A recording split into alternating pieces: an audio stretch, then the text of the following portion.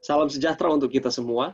Baik, pada saat ini mari kita lanjutkan pelajaran Denominational History yang lalu kita sudah mempelajari mengenai William Miller, Joshua Himes, Josiah Leach, Charles Fitch. Kita sudah lihat bagaimana kontribusi mereka terhadap pergerakan awal menanti kedatangan Tuhan yang kedua kali pada tahun 1843 dan 1844. Pada saat ini mari kita lanjutkan pelajaran kita. Dan pada kesempatan ini kita akan melihat ada periode-periode kekecewaan pertama. Jadi sebelum 22 Oktober 1844, ada tanggal-tanggal sebelumnya yang sudah dicanangkan oleh para pelajar Alkitab. Teristimewa atau terutama juga menurut Miller. Walaupun kalau kita lihat, kita pelajari sejarah, sebenarnya Miller tidak mau menentukan akan tanggal karena takutnya salah. Dia hanya memprediksikan saja bahwa kemungkinan di 1843 atau 1844, tetapi oleh karena desakan dari para pengikutnya, dan pada akhirnya dia menyatakan, oke, 21 Maret 1843. Dan menurut Miller, dia menyatakan bahwa Yesus datang pada kali yang kedua di 21 Maret 1843 berdasarkan perhitungan kalender Yahudi. Dari bulan baru ke bulan yang baru, di bulan selanjutnya. Nah, ada juga yang menyatakan bahwa 22 Maret 1844. Menurut Rabbinical Calendar abad keempat, kalender yang mencoba menyelaraskan antara kalender solar dan lunar, atau matahari dan bulan. Dan yang ketiga adalah matahari terbenam pada 18 April 1844, bahwa Yesus akan datang di tahun tersebut atau di bulan tersebut dan pada tanggal tersebut. Abad ke-8 Karaites, pergerakan konservatif dan tradisional Yahudi yang mencoba memperbaharui praktek-praktek perjanjian lama termasuk cara perhitungan waktu. Rujukan mereka ke kalender Karaites ini. Menurut mereka, awal dari bulan baru sangat dekat pada masa panen gandum di Palestina, dan itu terjadi di sekitar bulan April, bulan Mei, dan tepatnya mereka katakan sekitar bulan April, tanggal 18, tahun 1844, Yesus akan datang. Jadi ada 3. Kalau kita lihat di dalam poin yang pertama, di sana dikatakan bahwa Miller menyatakan 21 Maret 1843 atas desakan dari para pengikutnya. Saya sudah katakan tadi. Itulah sebabnya disebut 3 tahapan kekecewaan pertama. Miller dikuatkan oleh Habakuk 2 ayat 2 sampai 4. Pada akhirnya membuat sehingga para pengikutnya ini tidak terlalu percaya atau bingung. Diadakanlah camp meeting. Tetapi camp meeting ini atau pertemuan yang diadakan ini tidak semeriah dari pertemuan-pertemuan sebelumnya oleh karena ketidakkonsistennya prediksi dari William Miller. 21 Maret 1843, terus 22 Maret 1844, terus terjadi perubahan lagi, walaupun memang pada awalnya saya sudah katakan berulang kali bahwa Miller tidak menentukan akan tanggal. Ini hanya desakan dari para pengikutnya. Itulah sebabnya ketika tanggal disampaikan dan tidak terjadi, diprediksikan tetapi ini tidak terjadi, pergerakan Miller mulai terpecah. Oke? Tetapi camp meeting diadakan. Camp meeting diadakan di Exeter, New Hampshire, pertengahan Agustus 1844. Seorang pendeta pengikut Miller yang bernama Samuel Snow memaparkan hasil penemuan dan perhitungannya secara matematis. Kesimpulan yang diambil adalah akhir dari 2300 petang dan pagi yang dianggap Yesus akan datang jatuh pada tanggal 22 Oktober 1844. Dia mempelajari metode yang dipelajari oleh William Miller mengenai perhitungan ini. Tetapi Samuel Snow mengklarifikasi bahwa bukan di 1843 bulan Maret atau 1844 bulan Maret atau April, tetapi justru jatuh di 22 Oktober 1844, akhir dari 2300 petang dan pagi ini. Diambil ini berdasarkan kalender Karaite Yahudi yang berhubungan dengan hari raya pendamaian atau Grafirat, di mana bait suci dibersihkan 1 kali 1 tahun, tiap tanggal ke-10 bulan ke-7, menurut Imamat 23 ayat 27. Dan jatuhnya di tanggal 22 Oktober 1844, bait suci tersebut dibersihkan.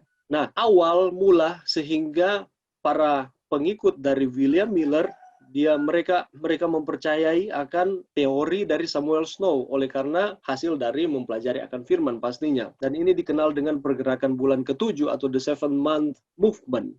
Ini masuk akal, ini make sense, dan banyak orang yang percaya bahwa Yesus akan datang di 22 Oktober 1844. Ini dia Samuel Snow.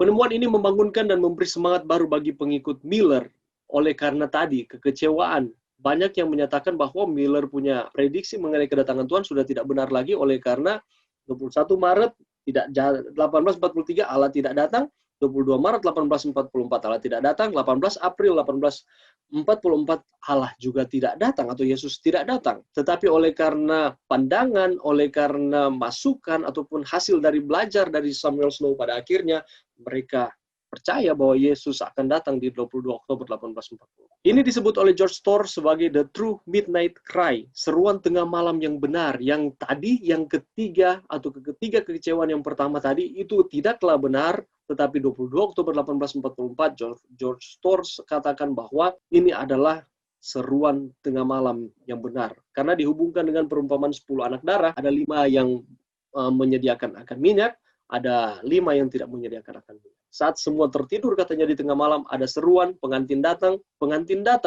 dan hanya mereka yang menyediakan akan minyak ini, hanya mereka yang bersedia ini, mereka akan diselamatkan. Dan dia rujuk kepada orang-orang yang setia pada waktu itu yang mempercayai konsep kedatangan Tuhan di 22 Oktober 1844. Miller, Joshua Himes, dan lain-lain, mereka juga menyelidiki apa yang dipaparkan oleh Samuel Snow. Pada tanggal 6 Oktober 1844, Miller menulis surat kepada Himes. Dia katakan bahwa dia bersyukur kepada Tuhan karena Samuel Snow dan George Storrs ini menjadi alat Tuhan mengkoreksi atau menambahkan apa yang kurang yang William Miller sudah pelajari selama ini mengenai 22 Oktober 1844. Miller mengatakan bahwa kita hampir tiba di rumah, bahwa tidak lama lagi Yesus akan datang dan itu benar. Tanggal 16 Oktober 1844, Himes mengumumkan bahwa Advent Herald yang nama sebelumnya Signs of the Times tidak akan diterbitkan lagi. Kenapa tidak akan diterbitkan lagi?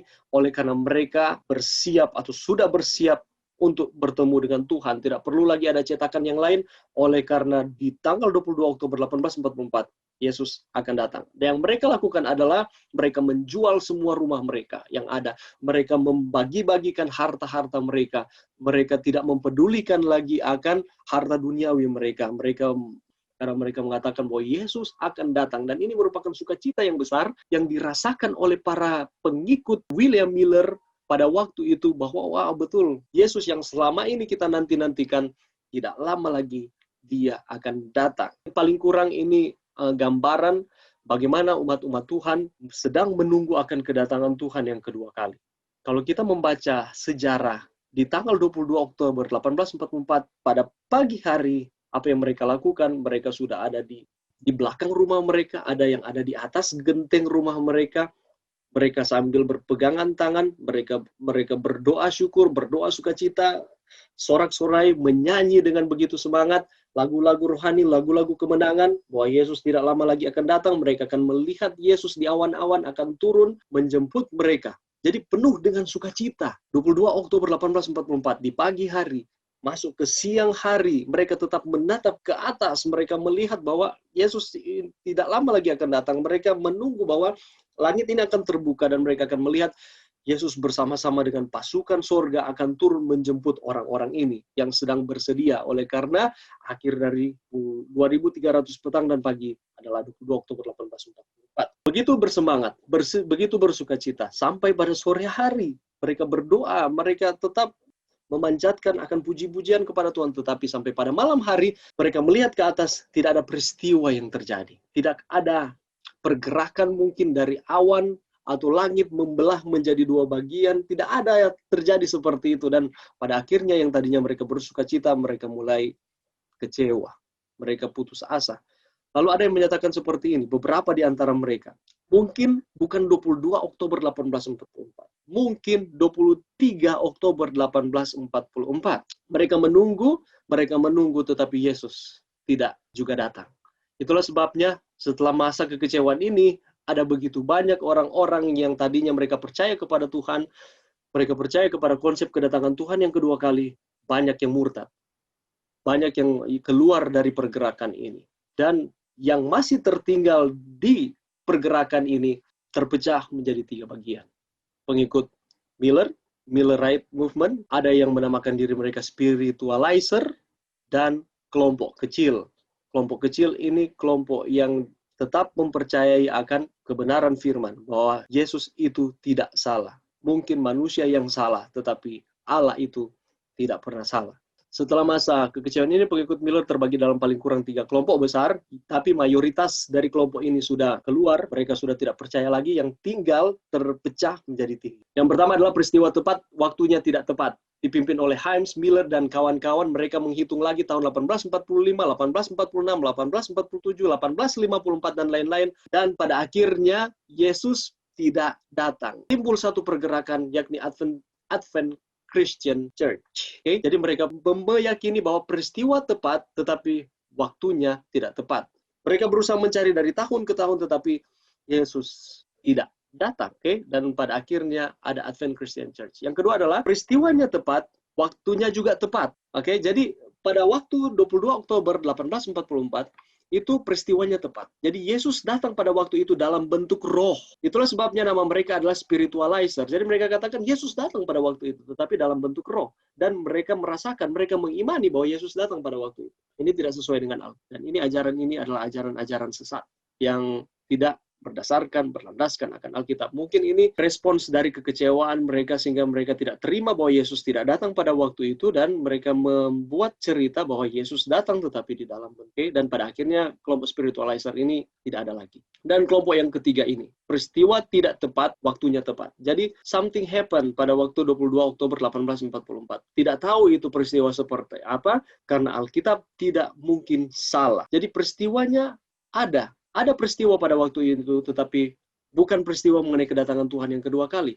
Jadi peristiwanya tidak tepat, tetapi waktunya itu tepat. Ada hal yang terjadi di 22 Oktober 1844.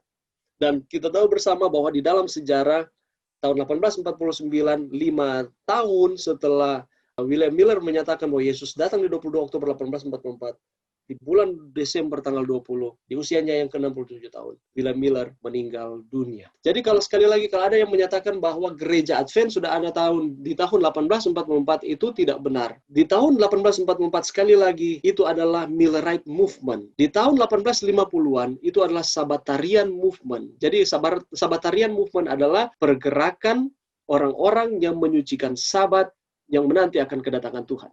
Dan di tahun 1860-an, lebih tepatnya lagi 1863, itu The Seventh Day Adventist Church ada. Oke, jadi seperti itu. Jadi kita nanti ada di tahun 1860-an atau 1863.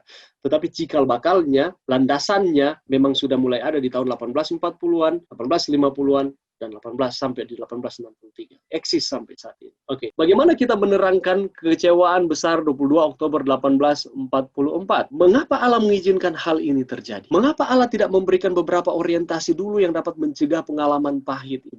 Pertama, harus diingat bahwa kekecewaan ini sudah jelas dinyatakan lebih dulu dalam Wahyu pasal 10.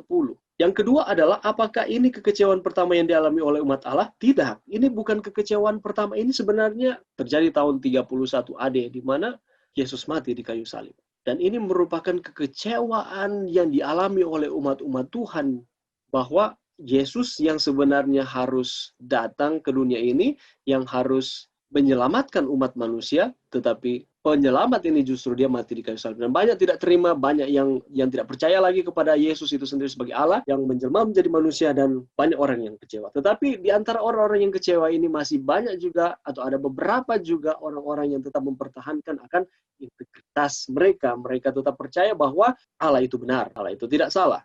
Yang salah adalah penalaran pemikiran dari manusia.